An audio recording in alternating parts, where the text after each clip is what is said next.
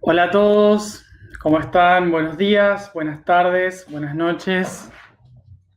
No sé si se escucha, no sé si lo están escuchando, pero hay dos bodas. Terminó Ramadán y estamos de plenas fiestas de bodas. O sea que hay bodas por todos lados y se escucha no importa dónde esté. Así que espero que no se esté escuchando demasiado como yo lo estoy escuchando. De todas formas, a mí sí que me está molestando, porque es un ruido bastante fuerte eh, y vibra todo.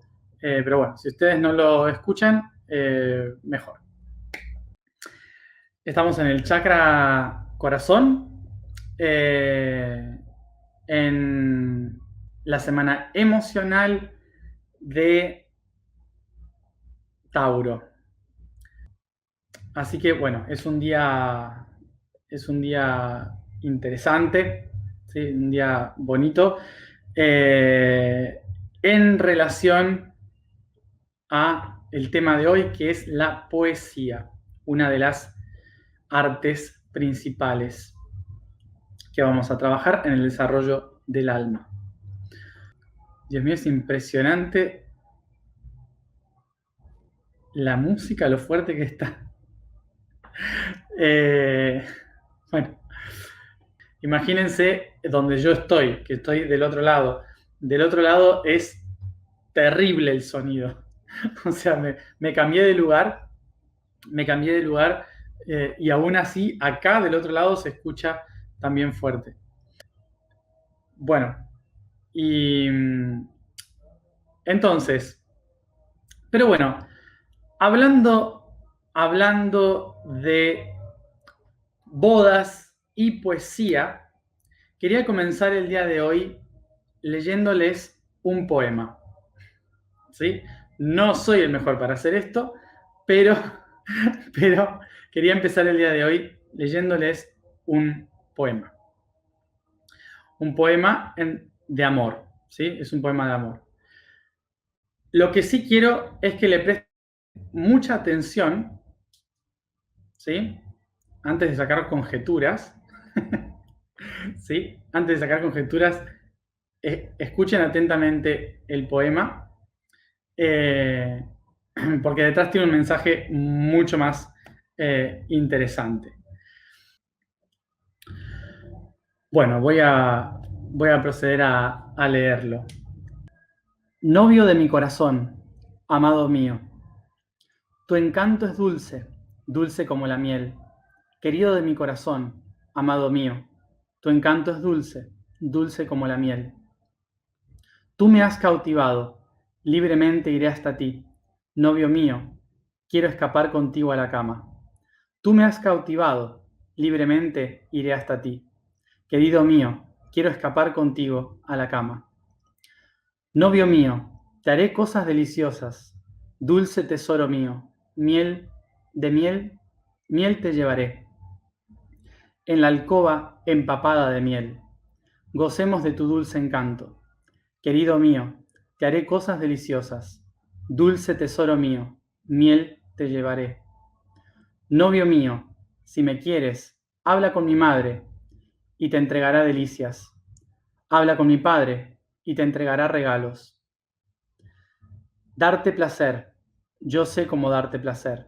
Novio mío, duerme en mi casa hasta el alba. Alegrar el corazón, yo sé cómo alegrar tu corazón. Querido mío, duerme en mi casa hasta el alba. Si me amas, amado mío, hazme cosas deliciosas. Mi Señor, mi Dios, mi Señor, mi protector, mi Shu-Sin, que alegra el corazón del Lil, ojalá me hicieras cosas deliciosas. Tu sitio, dulce como la miel, ojalá pusieras tu mano sobre él. Pon tu mano ahuecada sobre él. Pon tu mano sobre él como una prenda de Gishpan Sikin. Este es el poema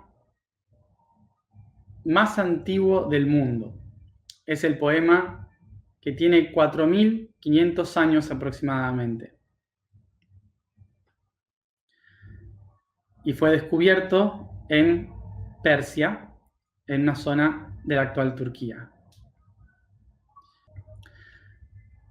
El poeta es anónimo, desconocido, y describe algo que se llama el matrimonio sagrado. Lo que describe aquí es esta unión entre las aguas de los cielos y la fertilidad de la tierra. Y es el momento de la consumación donde desciende la miel, el líquido sagrado, para fecundar la tierra para la nueva cosecha al siguiente año. Descrito todo como una consumación sexual. Recordemos que en ese momento el sexo era clave en lo sagrado. Esta historia se pasa a la realidad a través de un rey, que es Shusin, y una sacerdotisa de Inanna. Entonces, los dos tienen relaciones sexuales y mientras empiezan el acto sexual para consumar lo espiritual y lo terrenal para lo bueno del nuevo año, en ese momento de consumación se leía este poema. Bueno, me pareció interesante para describir lo siguiente. El poema más antiguo del mundo está escrito en función del amor, pero la razón por la cual se hacía este poema es por algo mucho más grande, que era traer fertilidad a la tierra y era para pedir prosperidad para la civilización. No era solamente un poema de amor, era algo mucho más grande, más trascendental. Era lo que sería un hechizo, ¿sí? Un hechizo donde las palabras tenían un propósito específico, que era unir el cielo y la tierra a través de la sexualidad en este matrimonio sagrado, para que a través de la palabra se manifestara en la tierra esa idea que era más sutil. Y esto nos lleva a entender entonces para qué se usaban los poemas en la antigüedad. Los poemas en la antigüedad no se usaban románticamente. Los poemas en la antigüedad se usaban como hechizos, como mantras, como construcciones con un propósito específico, que era usar las palabras para manifestar. Hoy escribí en el blog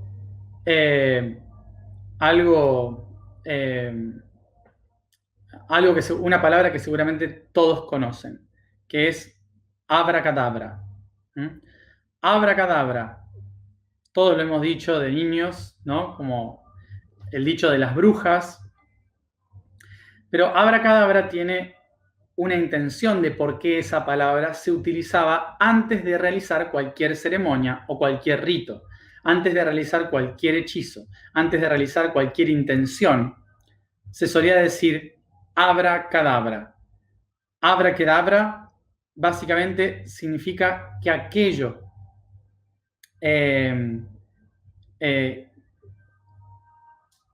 que se cree todo aquello que digo, que se manifieste en tanto hablo. Eso es lo que significa abracadabra. Por lo tanto, es como una apertura, ¿sí? Para hacer que lo que yo digo se manifieste. Por eso los antiguos utilizaban este tipo de palabras sagradas, como abracadabra, para manifestar aquello que siento. Significa esto específicamente. Se crea en tanto digo, ¿sí? Es decir, no está hablando de que pase aquello que me gustaría. No. La palabra abracadabra está diciendo se crea en tanto lo estoy diciendo. Eso es lo que significa. Básicamente, es una Frase manifestadora, no de intenciones. Es una frase de manifestación. ¿Y por qué digo que es el origen de la poesía? Vamos a entender qué es la poesía. Ok.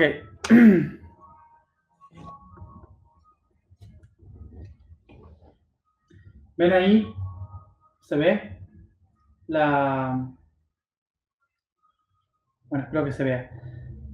Acá pongo, entonces, la palabra abracadabra significa creo en tanto digo.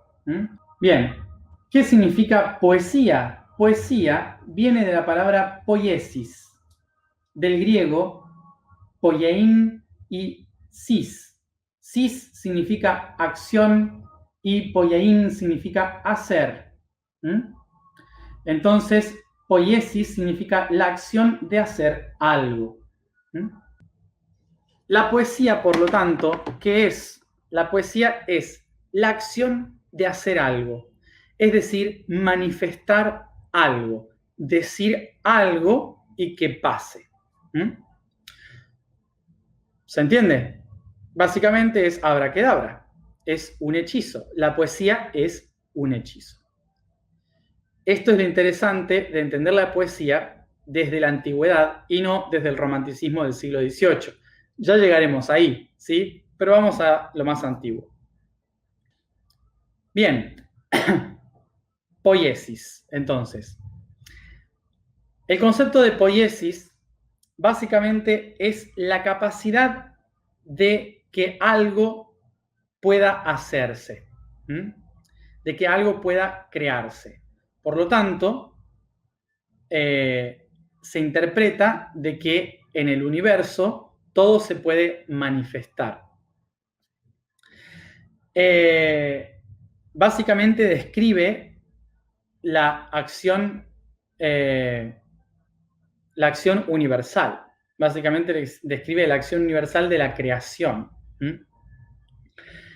Y como para todos en la antigüedad la creación surge a través del verbo, de la palabra, y Dios dijo, hágase la luz, entonces se interpreta de que el verbo básicamente es aquel que permite a las personas manifestar, ¿sí? Y decir algo y hacer que ese algo suceda. Entonces, ¿qué pasa? Nos convertimos a nosotros mismos en seres poéticos, es decir, seres que somos capaces de crear. Y desde la antigüedad, el concepto de cómo crear con palabras es lo que conocemos como la cualidad de hacer algo. La cualidad de hacer algo, en griego se dice poesía. Poesía. Por lo tanto, el universo es básicamente una gran poesía. Y la creación es un poema. Qué bonito eso, ¿no?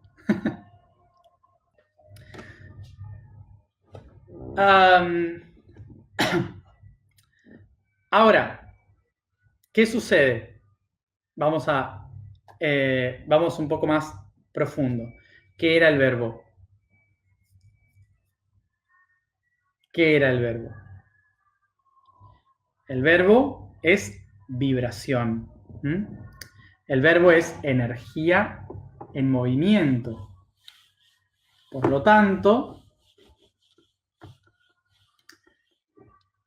si el verbo es vibración, esto significa que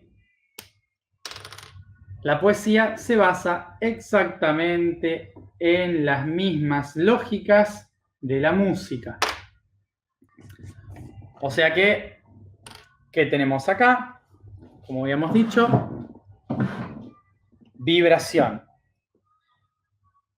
Esta vibración se divide en trinidades que llamamos ritmo, que es esta onda de acá. Armonía, que es estas tres ondas equilibradas, y melodía, que serían las partes que componen a estas ondas. O sea que en sonido tenemos esto, en música tenemos esto. Esta Sagrada Trinidad la vamos a llamar vibración, energía y materia, ¿no? La vibración se va a entender como el ritmo, como ese flujo constante. La energía se va a entender como la armonía, que es la combinación entre diferentes vibraciones, positivo, negativo, neutro. Y la materia son las partes o las estructuras en las que se ordenan esta energía y vibración. Es lo mismo, ¿sí? Seguimos, la lógica es la misma. ¿Qué significa esto? Que la vibración genera una energía que da lugar a la materia. Por lo tanto, el verbo pone una intención para manifestarse. El verbo pone una intención para manifestarse. ¿Me siguen? Bien. En términos del universo, vamos a ver que hay acá una Sagrada Trinidad que permite que todas las cosas existan. Los antiguos que se conectaron con el universo pudieron entender la base de esto. Entonces, ¿qué dijeron? ¿Qué herramienta tenemos a mano nosotros para crear una vibración que permita generar una energía para manifestar algo nuevo? Lo que tenemos en el primer instante es básicamente nuestra voz. Nuestra voz. Entonces tenemos acá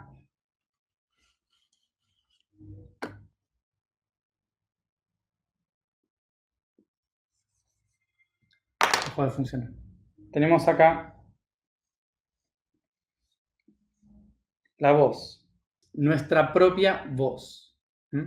Nuestra propia voz es la que va a generar música, canto, el que va a permitir la manifestación de nuestro mundo interior, el que va a pasar nuestras ideas al mundo externo. La energía, ¿qué es la energía? La energía es la acción, hacer algo, ¿sí? Hacerlo. La acción es la energía, entonces, ¿qué significa? Hacer algo, ¿sí? Poner intención de hacer algo, el movimiento, básicamente. Y la materia sería el objetivo, o sea, el objeto. Voz, acción y el objetivo, o el objeto. Es lo que tenemos. Ahora, para poder conseguir este objeto, primero tenemos que movernos hacia ese objeto y manifestar la intención. Manifestar la intención es básicamente decirlo. Entonces acá obtenemos lo que sería la Sagrada Trinidad de la poiesis. Verso,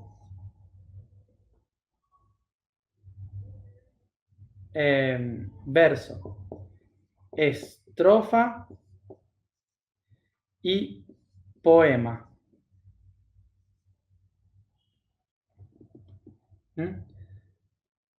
Verso, estrofa y poema. Bueno, entonces, ¿qué es el verso? El verso es la primera línea. La primera línea, ¿sí? Es el verso, igual que el ritmo, igual que la vibración. La estrofa son las tres ¿sí? 1, 2 y 3. La estrofa son 3 versos que se combinan y resuenan entre sí, tienen rima, resuenan, como un acorde en la música, resuenan. ¿Y el poema qué es? Son todas las partes dando coherencia, sentido al conjunto. ¿Qué se interpretaba en la antigüedad? Que un verso con una intención, con las palabras justas, creando una estrofa que resuene en diferentes niveles de vibración, que haya armonía y entreguen un sentido conjunto, permite que la palabra manifieste una realidad, creando lo que sería un mantra, un hechizo, una bendición, que es un decir bien, o una maldición, que es un decir mal. Todo lo que se les ocurra que pueda ser dicho con una intención de que pase, es básicamente poesía. Porque estoy accionando para hacer algo realidad.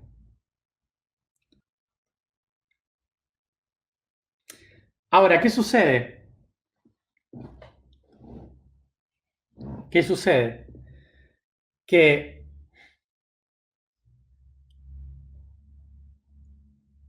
no es fácil hacerlo. O sea, no es solo decirlo y ya está. ¿Sí? O sea, seguramente todos habrán escuchado esto de, uy, no lo digas porque después pasa, o si alguien te maldice, o ese tipo de cosas, ¿no? Entonces podemos pensar que, uy, pasa siempre, ¿no? Lo que digo, lo que... No, en realidad no es tan así. ¿Por qué no es tan así? Porque para que algo realmente pase, uno tiene que colocarse en el estado vibracional de lo que dice. Uno tiene que convertirse en esa vibración. Tiene que hacer alquimia. Tiene que utilizar la vibración del ambiente, porque si el ambiente está vibrando alto, por más que yo mande una señal baja, el ambiente la va a transformar, la va a cambiar, nunca se va a manifestar. Entonces lo que digo tiene que estar dentro del contexto. Básicamente, por ejemplo, maldecir en un lugar que tiene mucha luz es básicamente como, no sé,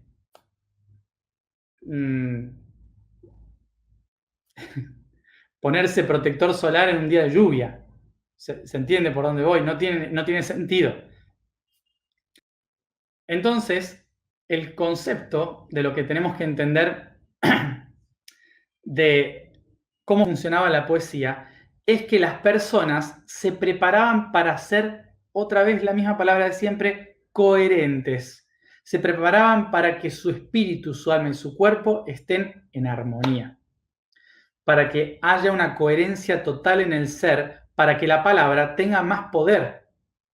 Porque una persona que no está alineada, una persona que no está en su eje, no tiene poder, porque es como una edificación que no tiene cimientos. ¿Se entiende? Es necesario que haya una estructura fuerte entre los 3 pisos del ser para que realmente se disperse la energía y sea útil. Pero si la persona no está en su eje, la palabra no tiene fuerza. Esto es como cuando yo era chico y veía, por ejemplo, me han invitado alguna vez a la iglesia y había un bautismo, por ejemplo, ¿no? Y yo veía a un cura que no tenía ni vocación de cura, que no tenía ni fuerza ni poder en lo que decía, bendiciéndolo, bautizando a un chico. Yo le decía a mi mamá, no le está haciendo nada. no está funcionando, lo que quiere hacer no está funcionando. Y en cambio he visto a otros curas en otras iglesias que sí, con una simple palabra estaban haciendo un montón porque su vibración estaba totalmente coherente con la tarea de lo que estaba haciendo, ¿no? Entonces, la misma palabra, el mismo hechizo, el mismo mantra, la misma oración, puede tener un enorme poder o nada de poder en función de la estabilidad que tiene esa persona. ¿Mm? So, básicamente porque la palabra surge de la persona, ¿sí? La palabra surge de la persona. Ok, entonces, el origen de la poesía, básicamente es la capacidad de crear realidades a partir del poder interior. Y por esto en la antigüedad se enseñaba a pronunciar las palabras a través del eje, a través del poder interior. Se hacían este tipo de enseñanzas de cómo encontrar el eje para poder decir la palabra correcta y así poder manifestar. A través de la palabra correcta se podía manipular a la gente.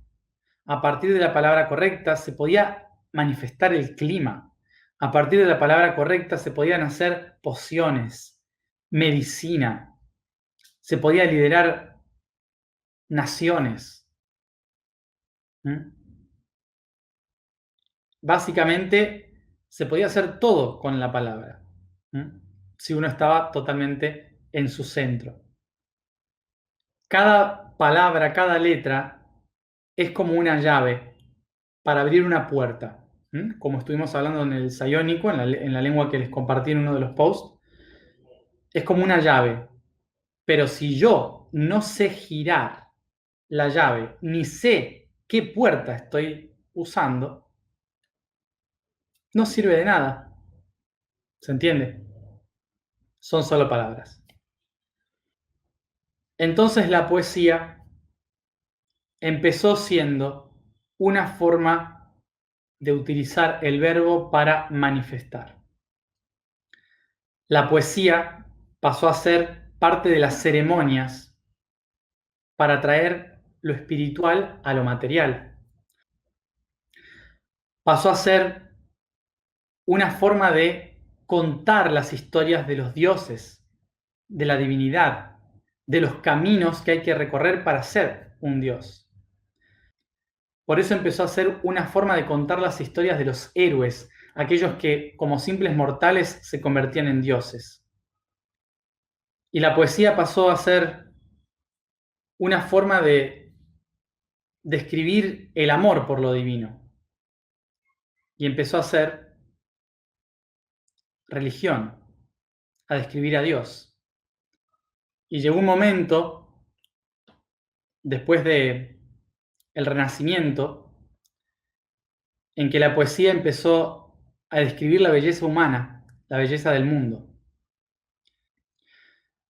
Lo que nos llevó a describir el amor por las cosas humanas, por la historia humana, la relación entre las personas, los anhelos, las revoluciones, es decir, el romanticismo.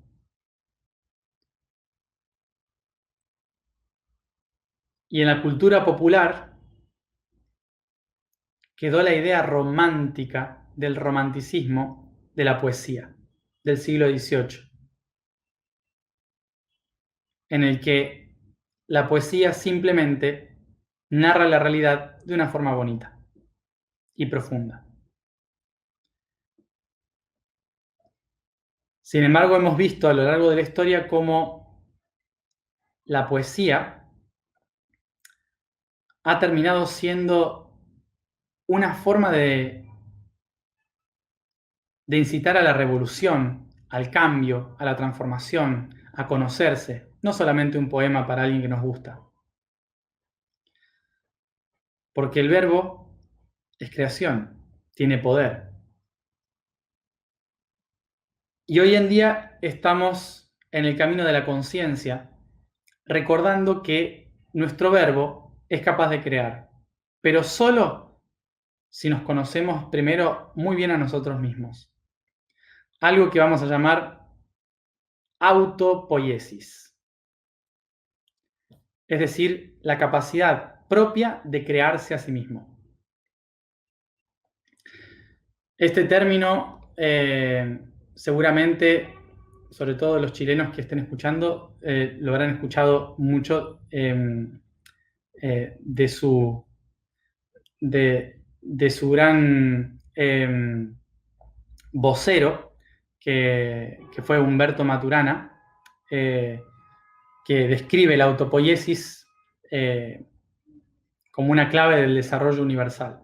El universo se desarrolla a sí mismo constantemente, se crea a sí mismo. No hay un creador externo, es uno mismo que se crea a sí mismo. Y eso es la autopoiesis, es el gran poema universal. Desde ahora creo que vamos a ver de otra forma diferente la poesía. La vamos a ver como esa herramienta de creación, como esa herramienta de manifestación que surgió en la historia de la humanidad como un hechizo, como un mantra, como una forma de manifestar, de tomar acción para hacer algo. Y en nuestro camino del yo soy, esa acción creadora nos lleva a encontrar la verdad dentro de nosotros, la capacidad de creación interna, pasando de la poiesis del mundo antiguo a la autopoiesis. Bueno,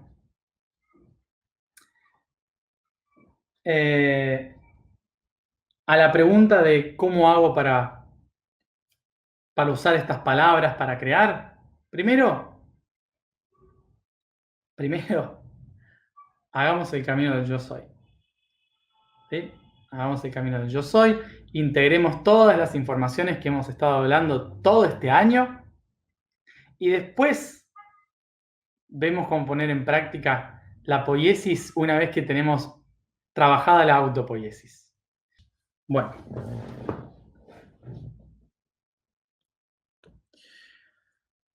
Información del día de hoy. La vibración es RI. La afirmación es yo soy guardián del corazón. ¿Ven? Esto que estamos haciendo es poesía. Todo lo que hacemos todos los días, un sonido, RI, una frase, yo soy guardián del corazón, es poesía.